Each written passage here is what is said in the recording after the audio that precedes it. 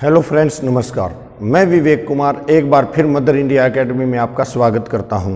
तो आज मैं जो अपने फ्रेंड है उनकी रिक्वेस्ट पर पॉलिटी स्टार्ट कर रहा हूं। तो पॉलिटी के अंदर हमारा जो सबसे पहले काम रहेगा वो भारत के संविधान की जानकारी प्राप्त करना रहेगा। और भारत का संविधान से संबंधित हमारी कम से कम भी 2 से 3 वीडियो आएंगी।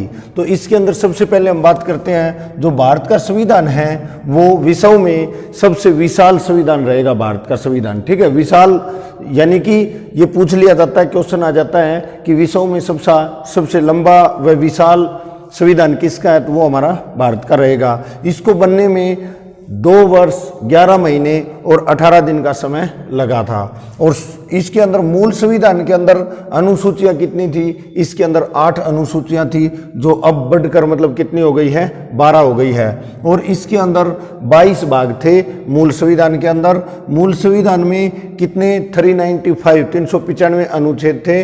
और इसका निर्माण किसने किया था? इसका निर्माण संविधान सभा ने किया था, जिसके कितने सदस्य थे? 389 सदस्य थे। 389 सदस्य होते थे। ये 389 किस प्रकार से थे? 292 जो थे वो ब्रिटिश प्रांत के अंदर थे, 93 थे वो देशी रियासतों से लिए गए थे, और 4 कहाँ से लिए गए थे? कमिश्नरी जो थी भारत के अंदर उनसे लिए गए थे। तो इसके बाद हम बात करते हैं देश का पहला अंतरिम मंत्रिमंडल।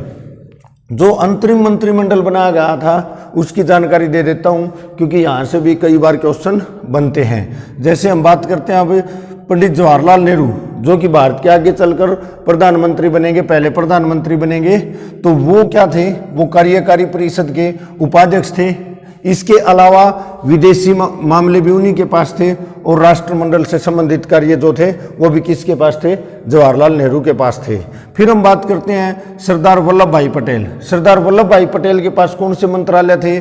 गृह मंत्रालय थे। सूचना एवं प्रसारण मंत्रालय भी उन्हीं के पास था।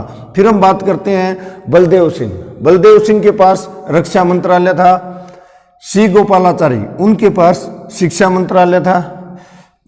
डॉक्टर राजेंद्र प्रसाद, जो कि आगे चलकर भारत के पहले राष्ट्रपति रहेंगे और लगातार 2 बार राष्ट्रपति बने थे। सबसे लंबा कार्यकाल भी भारत के अंदर डॉक्टर राजेंद्र प्रसाद का रहेगा। उनके पास खाद्य एवं कृषि मंत्रालय थे। इसके बाद हम बात करते हैं जगजीवन राम।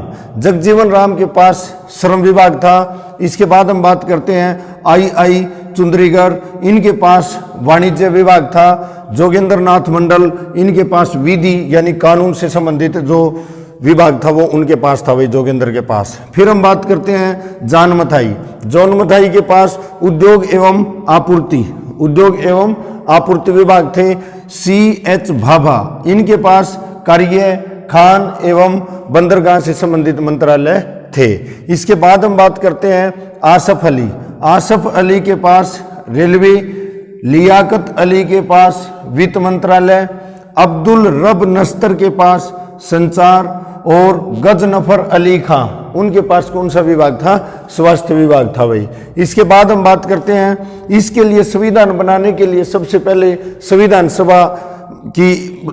सभा का गठन किया गया भाई। ठीक है, तो इसके अंदर जो संविधान सभा गठन किया गया, तो इसके अध्यक्ष कौन थे? ये सलाहकार कौन थे? इसके सलाहकार थे BN राव। इसके सलाहकार कौन थे संविधान सभा के? BN राव। इसकी जो पहली मीटिंग हुई थी, पहला अधिवेशन हुआ था संविधान सभा का, वो 9 दिसंबर 1946 को हुआ था। और इसके अंदर फैसला लिया गया कि जो डॉक्टर सच्चिदानंद सिन्हा है वो अस्थायी अध्यक्ष रहेंगे, लेकिन किसी कारण से जैसे उनकी मृत्यु हो गई, उसके बाद फिर क्या होता है कि 11 दिसंबर 1946 को दूसरा अधिवेशन होता है। उसके अंदर डॉक्टर राजेंद्र प्रसाद स्थायी अध्यक्ष चुने गए भाई। फिर इसके बाद होता है तीसरा अधिवेशन, तीसरी मीटिंग 13 दिसंबर 1946 को हुई।